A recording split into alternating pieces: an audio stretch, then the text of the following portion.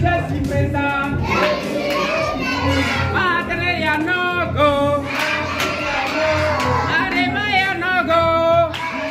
ce qui retient notre attention aujourd'hui et ce qui explique votre présence à tous, c'est l'inauguration de ce centre d'éveil et d'éducation préscolaire. Celui-ci accueille 147 enfants de 3 à 5 ans. Les 3 classes sont décorées et équipées de jeux pédagogiques et de nombreux jeux extérieurs permettent aux enfants de se détendre et de s'amuser. Le personnel est au complet, avec 3 éducateurs affectés par l'État, 2 aides-monitrices, 2 cuisinières et un gardien. Un célibatorium de 4 logements est mis à la disposition du personnel enseignant. Mesdames et messieurs, l'éducation est l'arme la plus puissante qu'on puisse utiliser pour changer le monde. Je pense que chacun d'entre nous sera d'accord avec cette pensée de Nelson Mandela.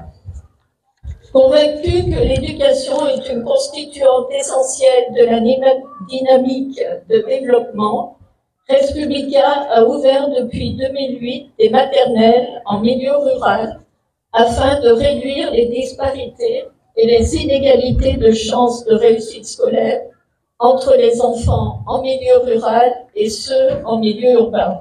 Ce qui vient de se réaliser à Nazwanga ce matin, ce jour 22 novembre 2024, vient en tout cas apporter de l'eau au moulin d'ailleurs des premières autorités de ce pays qui vraiment militent en tout cas pour l'amélioration du préscolaire à travers le relèvement du taux de préscolarisation qui d'ailleurs n'est qu'à peine de 7%.